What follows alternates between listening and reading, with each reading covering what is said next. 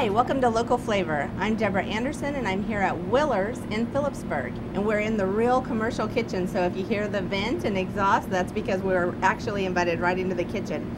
I'm here with Scott and Eric, who both work here, and today they're going to make us a steak with scallion butter and some glazed carrots. So what would you start with first if you were going to make this? Okay, first I would start off with the scallion butter. And what we're going to do with that is we're using a food processor today. Now I talked briefly with Deborah about this. I don't know if you could split this recipe in half or cut it in half and use a blender. I've never used a blender, but I think if your butter is soft enough, you might be able to use a blender. But we're going to be using today a food processor, and we'll start off with that. And what we're going to do is we're going to put in 2 sticks of softened butter, and it really needs to be softened. So if you plan on doing this recipe, you probably want to give it at least maybe 3 to 4 hours, maybe sitting out, just so it can soften. Okay, and if it tastes as good as these ingredients are smelling, I don't think anyone would want to half this recipe. I think, well, I tell you what, oddly enough, we have a radio broadcaster here in town that usually comes here on Thursday night, and he caught my wife here a couple weeks ago, and he said, well, I know you do this with the sirloin, but is it possible that you could maybe have this available for the other steaks? And I thought, oh, that's a lot more work than what I ever intended this to be, but it is very, very good. It's something that just makes it a little different. Now what I'm going to do is I'm going to add roughly about 1/3 cup of chopped green onion. Okay. And then my next step, what I'll do is, this is roughly about a tablespoon of minced garlic. And I just try to spread it around there a little bit and put that in. Now you have got that garlic so smooth. How did you do that? Well, I tell you what, Deborah, what I did, I get garlic already in a container, and it's chopped. The pieces are a little bit bigger. And I don't know, I just like garlic maybe compressed a little bit more, chopped a little bit more, a little more finer, especially for sauteing, with sauteing shrimp and other items. I don't know, I just like a little bit finer. So what I have is one of those, I can't remember the name of it, if it's an Oster. It's an immersion blender. An immersion. A hand one, and you can pick them up at, well, I know like Ace Hardware has them. But if you go into a hardware store or places that have them, they're very nice to have. I use it for several different sauces. It's actually a very, very handy item to have. So you stick it right in the jar and get them all done. I'll just take it and I'll just work it and work it and grind it up to make it a little bit finer. Now, from there, what we're going to do is we're going to take. This is actually about 3/4 of a tablespoon of light soy sauce. You can probably use regular soy sauce, but it's a lot of sodium. And you know, you got to look at it. You know, I'm using salted butter here because, you know, you can buy unsalted or salted, and I suppose I should have said that from the very beginning. This is a regular salted butter. So since I don't want it to get too salty, I use a light sodium soy sauce. Okay. So I just more or less will put that in. That's about how much you say? That is about 3/4 of a tablespoon. Okay. A lot of these recipes were kind of guesses. I don't know if I want to use the word guesses, but they were kind of estimations. So you just came up with this? I had a base recipe, and unfortunately I have a bad habit of sometimes adjusting things. A good habit. But you know, makes it your own. We'll go and we'll find something that's like, well, how can we make it better? So we'll try it. And so that's kind of what it is. Now, what we're going to do now, this is lemon juice, and it's the same amount. You go about 3/4 of a tablespoon of lemon juice. The next thing I have is I have 2 tablespoons of dried parsley.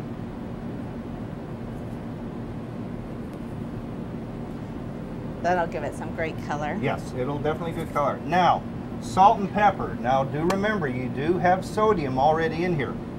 So just a pinch. If I would guess, I would say maybe less than 1/4 teaspoon, but just just pinch it, and you're just putting a very little light sprinkling. Now that looks like a nice salt you've got there. Is that a sea This salt? No, this is actually kosher salt. Oh, I love the texture of that. Yep. That's about the only thing we use around here. Now, out on our tables, we have regular table salt, but as far as our cooking, kosher.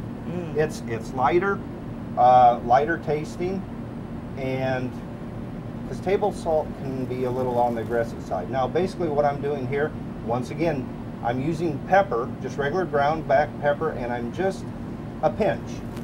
You don't need much. So on your salt and pepper, it's just a little pinch. I can't stop breathing it. It smells so good already. So now what I'm going to have to do is put this together, and we'll see if we can get this worked.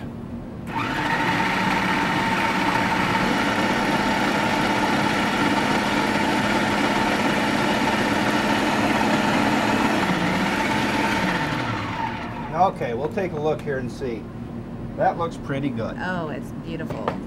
It reminds me though too of making a dough with your dough hook, and it's going around, and all of a sudden you know you're getting somewhere when it all clumps up like that. Now what I'm going to have to do is kind of take this apart, and obviously we don't want to waste anything if we can absolutely help it. From this point, I just kind of stir it around a little bit, make sure everything else has been incorporated in. And I have a piece of saran wrap over on this other table, and I'm going to go and put it on that and try to make a roll out of it. Oh, so get it back into a shape? Yep, well, let's go. Let's do it. All right.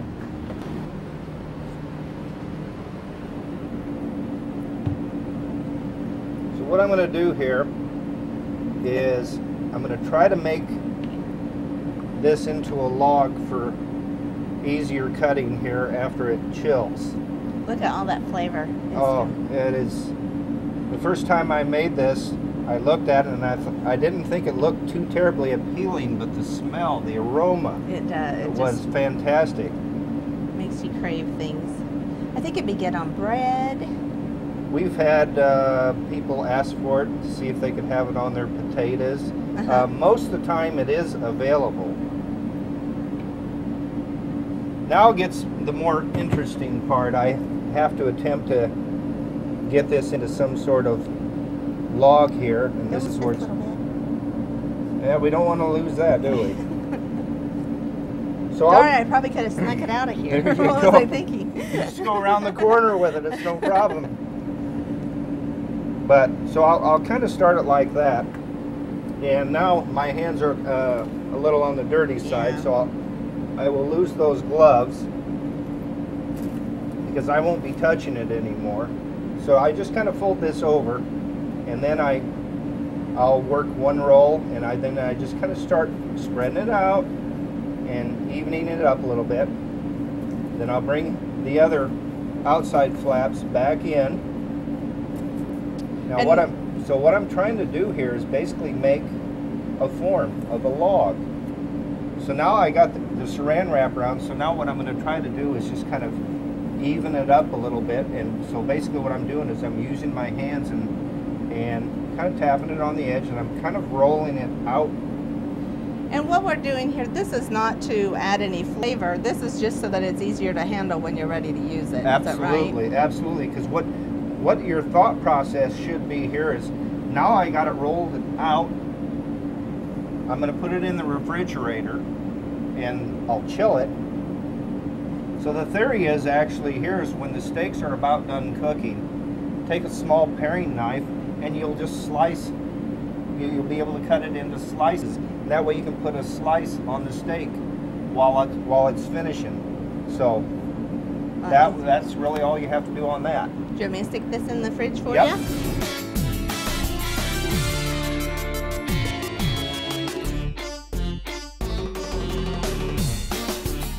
So the reason we made that wonderful smelling and delicious looking butter is because we're going to put it on a steak. And Scott starts out with these big steaks. Why don't you tell us how you came about getting this recipe for your restaurant?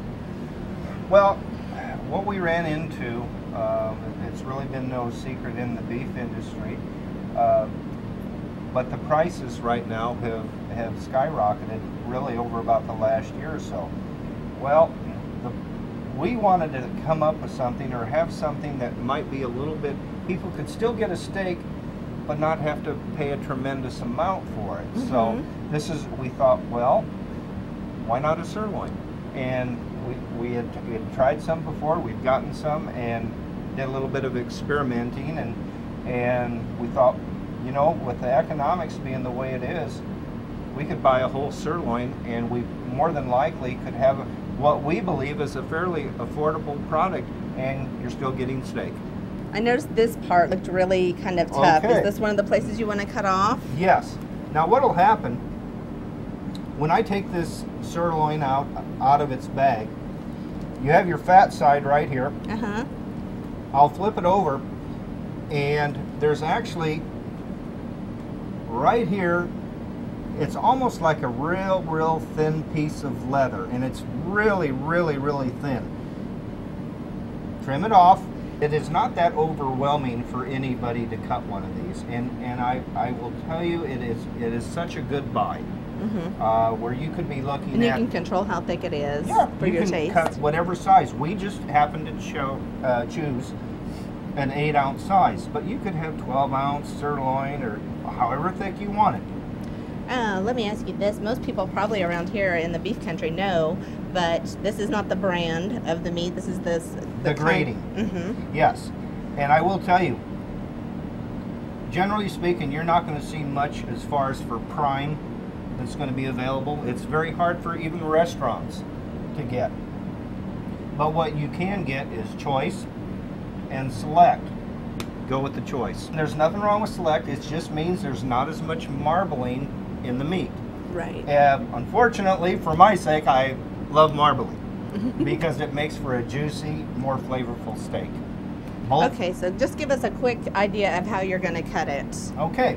Now, if somebody buys one of these, easiest thing to do first, once you take it out of its bag, flip it over. You might want to rinse it off under cold water. Clean it up. From that point, flip the fat side over to expose the underside. Start your trim. Trim off this leather looking, and it'll stick out. You'll see it, and you'll know what I'm talking about. Take it out, throw it away, cut out this fat. Yeah, we did that. And then what you want to do, flip it back over, cut it right in half. Since it's going to take a little while to cut, take the 1/2, put it in refrigeration, keep it cold. Okay, does that make it easier to cut? Yep, sure does, absolutely. Now what you're going to do is with this half piece that you got here, spin it around, and you'll have this little, and then you can just start cutting your steaks across this way. Thick as you want them, probably. Yep, thick as you want them. Thick as you want them. And you have some pre-cut for us, because we're going to use a really interesting method that Eric has developed. Yep, so, we got some that's already cut. All right, let's pull those out. Okay, so Eric's bringing us over the steaks that have already been cut into what Scott has told us are about 8-ounce portions. And I'm going to have Eric show us how to do this, because I think he's like the inventor of this new method, and I'm really excited to see it. It is certainly unconventional, and in those matters, I mean, you hear brining and you don't necessarily associate it with steaks. Right. I've done it with marinade, poultry or something. Poultry, you know, other forms of, well, pork, and that's another one. But so he has a new thing. Instead of just marinating, he's gone a step further and made it into a brine. I can't wait to see how this turns out.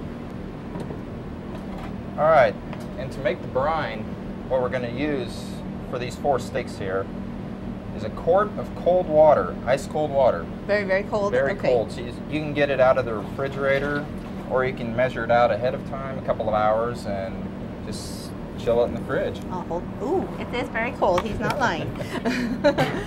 All right, with this quart of cold water, we're going to add 1 tablespoon of just sugar. Sugar, okay. Then along with that, we're going to use 1 tablespoon of kosher salt.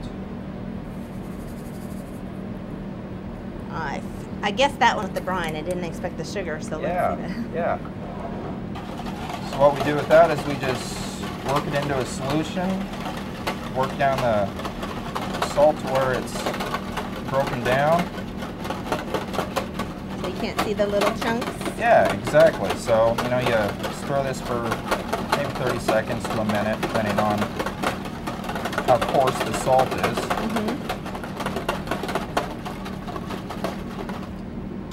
I would say we have it broken down. Those pieces of meat already look really good, so Oh, let's see. and let's hope they'll be even better after this. Okay. All right, so all you do now is you just place the sirloin into that solution. Now, do you know what is happening in there? And how long are we going to leave it in? What we typically do is we leave it in for 24 hours. And that's, yeah. So longer than, if I'm marinating, usually I leave it in a couple of hours maybe, but yeah, the brining will be 24 hours? Yeah, because of the intense flavors that you would typically find in a marinade, you know, a lot of your peppers and your soy sauces and such, you know, you're not going to need, well, 24 hours to marinate a piece of meat. But with this solution here, what it's going to do is it's actually going to work its way into the meat, and it's going to tenderize it, plump it up, if you will. So it's going to turn it into a much juicier and much more tender piece of meat. So do we have to wait 24 hours, or do you have some that have already been brining? You know what? I think we've kind of lucked out in that regard. Awesome. And did you have to cover them or anything? Yeah, you know, we've got a cover for them. You just put a piece of saran wrap over it and stick it back in the fridge. Yeah, otherwise they'll smell like everything in your fridge. Exactly. Gross. Exactly. Oh, now those look a little different. They look almost like pork to me now. Yeah, is this okay? This is perfectly normal. I mean, they're going to turn color. They're going to get very ugly, I guess, if you will. I mean, from a normal piece of beef. But we should not fear it? Not fear it one bit. Okay. As a matter of fact, they're plenty flavorful as we speak. So these have been in there about 24 hours in the brine? Yes. Okay. Yes.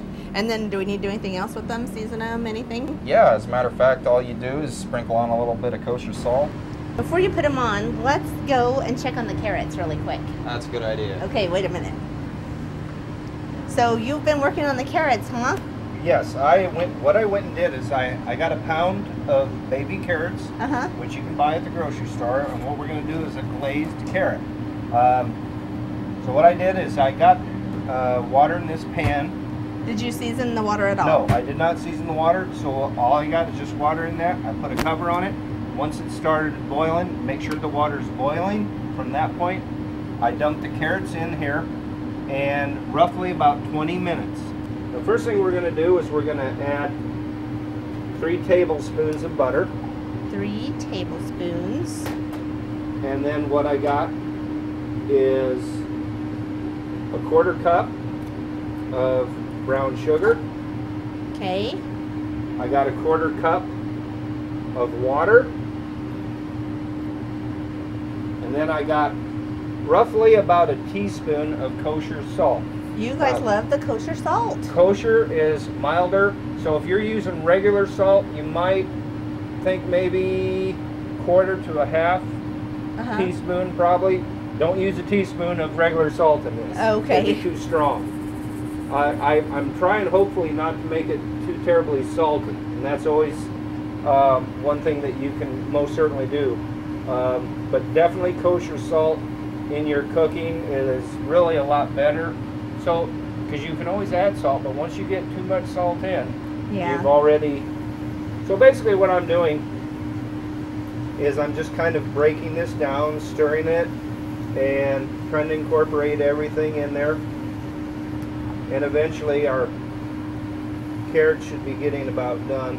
Wow, that cooks so quickly. Yep, and not in a big hurry for it, but I just kind of want to get it, make sure it's all stirred and broken down. And then basically what we want to do is we want to be able to eventually add the carrots then to this mixture. Are you going to add the carrots in the water or strain them out of the water? No, what I'm going to do is I got a little strainer here, so what I'll do is those new spoons. I'll scoop it out and I'll add the carrots to this pan. Now, the only reason I'm doing it like this is because I really don't have a place. If I was doing this during my service, what I would be doing is I would be taking the pan back to the back, and then I would be straining my straining back in the sink there. But I do not really have all I have is a hand sink, so this is why I'm using this. Okay. But in other words, I normally would strain this in the sink, and then I wouldn't have to use another pan. I could go back and use the same pan.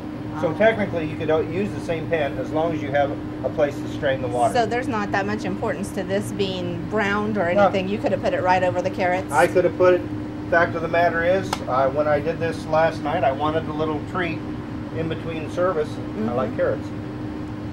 So I went ahead and made the carrots, strained it, and I just threw everything in there and let it break down along with the carrots. You can do that. Okay. As long as the carrots cook. What I do is I'll usually pull out a carrot and I'll see how the fork goes in, if it goes in real easy. But the best way to do it is by just pulling one out and taste testing. Find it is it done enough? And that's how I do it. I mean, I would much rather do it that way. You can pretty well go by a timer and you'll be close. Well, we should be probably where we need to be. And you just had the baby carrots that are already peeled and cleaned, so you just had to dump them in. Yep. So what I'm going to do is I'm going to turn the heat back on this glaze.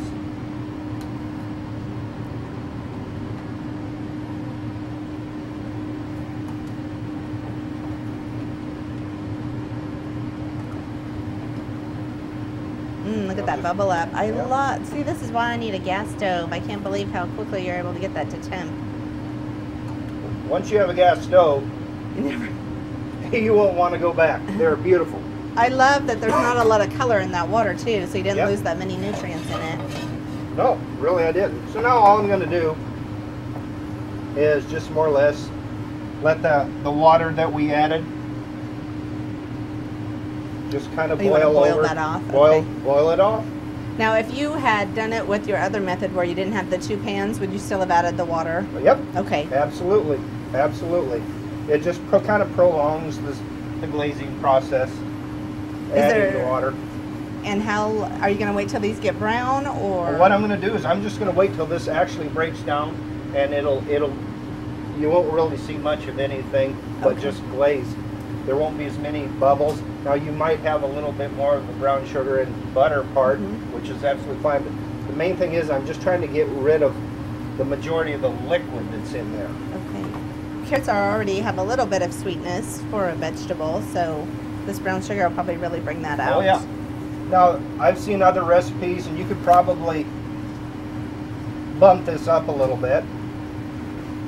Maybe instead of using water, use orange juice.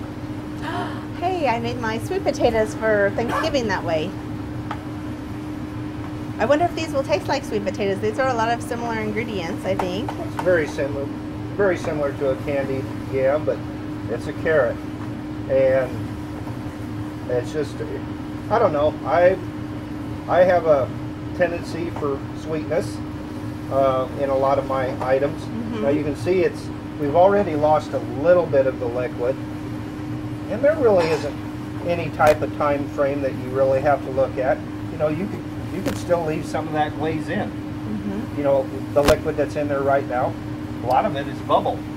Probably a lot of this though is you're wanting to get some of that flavor infused into I that want carrot. I want that carrot coated at best I can.